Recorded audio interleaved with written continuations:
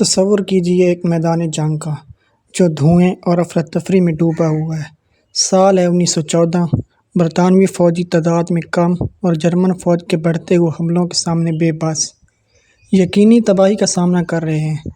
مایوسی ہوا میں بارود کے دھوئیں سے بھی زیادہ گہری ہے، لیکن پھر کچھ ایسا ہوتا ہے جو ناممکن ہے، کچھ ایسا جو منطق، فوجی حکمت عملی اور حتیٰ کہ فطرت کے قوانین کو بھی چیلنج کرتا ہے۔ ایک چمکدار، غیر حقیقی وجود آسمان سے اترتا ہے، جنگ کا رخ موڑ دیتا ہے اور ایک ایسی داستان چھوڑ جاتا ہے جو تاریخ کے اوراق میں گونجتی رہے گی۔ کیا یہ کوئی معجزہ تھا، ایک اجتماعی فریب نظر، یا کچھ اور پراسرار جو اپنی آخری سانسیں لیتے ہوئے انسانوں کی مایوسی دعاؤں سے پیدا ہوا؟ آج ہم پہلی جنگ عظیم کے سب سے عجیب اور دیرپا پراسرار واقعات میں سے ایک پر غور کریں گے۔ وہ ہے فرشتہ مونس۔ ہماری کہانی 23 اگست 1914 کو بیلجیم کے چھوٹے سے قصبے مونس سے شروع ہوتی ہے۔ برطانوی ایکسپیڈیشنری فورس یا BEF، ایک نسبتاً چھوٹی لیکن انتہائی پیشہ ور فوج نے خود کو جرمن جنگی مشین کی زبردست طاقت کے خلاف ایک مایوس کن جدوجہد میں پایا۔ جرمن اپنے شلیفن پلان کے حصے کے طور پر بیلجیم سے گزرتے ہوئے فرانسیسی فوج کو تیزی سے گھیر کر شکست دینا چاہتے تھے۔ مونس ایک اہم مقام تھا اور برطانوی اپنی بہادری کے باوجود تعداد میں بہت کم تھے۔ پورے ایک دن تک انہوں نے اپنی پوزیشن برقرار رکھی، جرمنوں کو بھاری جانی نقصان پہنچایا، لیکن دباؤ بے پناہ تھا۔ دن کے اختتام تک ان کے اطراف کھلے اور ان کی لائنیں پتلی ہونے کی وجہ سے برطانویوں کو ایک مشکل پسپائی شروع کرنے پر مجبور ہونا پڑا۔ یہ اسی مایوس کن پسپائی کے دوران تھا۔ جرمنوں کے مسلسل تعاقب کے خطرے کے تحت فرشتہ مونس کی داستان نے جڑ پکڑنا شروع کی۔ جنگ کے ایک ماہ سے کچھ زیادہ عرصے بعد 29 ستمبر 1914 کو آرتھر میکن نامی ایک ویلش مصنف نے دی ایوننگ نیوز میں دی ہیومن کے عنوان سے ایک مختصر کہانی شائع کی۔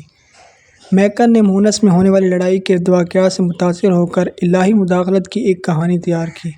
اپنی کہانی میں ایک برطانوی فوجی بے پناہ مشکلات کا سامنا کرتے ہوئے سینٹ جارج سے ایک پرانی دعا یاد کرتا ہے۔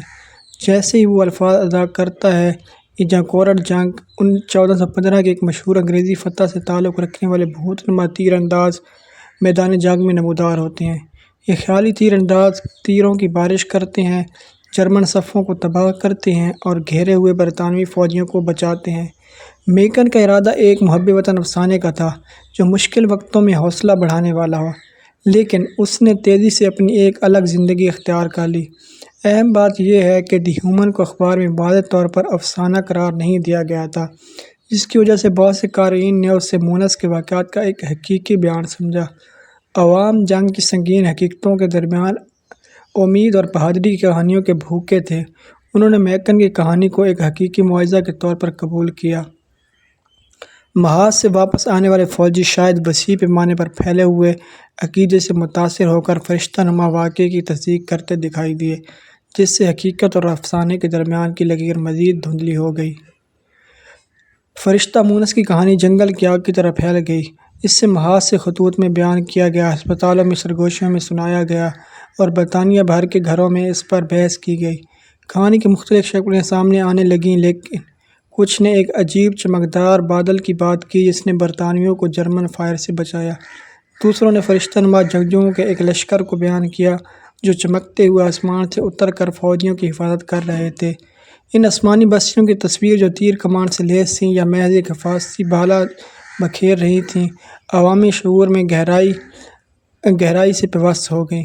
یہ داستان صرف ایک تسلی بخش خیال نہیں تھی، اس سے الہی مداخلت کا ٹھوس ثبوت سمجھا گیا، ایک نشانی کہ خدا اتحادیوں کے ساتھ تھا۔ اس عقیدے کو برطانیہ بھر میں خطبات میں فعال طور پر فروغ دیا گیا اور دنیا بھر کے اخبارات میں بڑے پیمانے پر رپورٹ کیا گیا۔ فرشتہ مونس ایک طاقتور پروپیگنڈا کا ذریعہ بن گیا جس نے حوصلے بلند کیے اور ایک نیک مقصد کے خیال کو تقویت دی۔ یہ ایک ایسی کہانی تھی جو خندقوں کی ہولناکیوں سے بالا تر تھی، جو امید کی ایک جھلک اور معاوضے کا احساس پیش کرتی تھی، ایک ایسی دنیا میں جو وحشت میں ڈوبی ہوئی تھی۔ جیسے جیسے یہ داستان بڑھتی گئی، آرتھر میکن اس رجحان کے غیر ارادی خالق نے خود کو ایک تیزی سے مشکل صورتحال میں پایا۔ اس کا حوصلہ اس کا ارادہ حوصلہ افزائی کرنا تھا، دھوکہ دینا نہیں۔ اگست 1915 میں اس نے دی ہیومن کو کتابی شکل میں دوبارہ شائع کیا، جس میں ایک طویل دیباچہ شامل تھا جس میں واضح طور پر کہا گیا تھا کہ کہانی مکمل طور پر افسانوی ہے اور افواہیں غلط ہیں، تاہم اس کی حقیقت کو واضح کرنے کی کوشش بڑی حد تک بے سود رہی۔ عوام جو اس معجزے میں بہت زیادہ سرمایہ کاری کر چکے تھے نے اس کے انتباہات کو بڑی حد تک نظر انداز کر دیا۔ در حقیقت اس کی کتاب ایک بیسٹ سیلر بن گئی۔ جو ستم ظریفی یہ ہے کہ فرشتوں کے باوجود کا ثبوت کا دعویٰ کرنے والی مزید اشاعتوں کو ہوا دی۔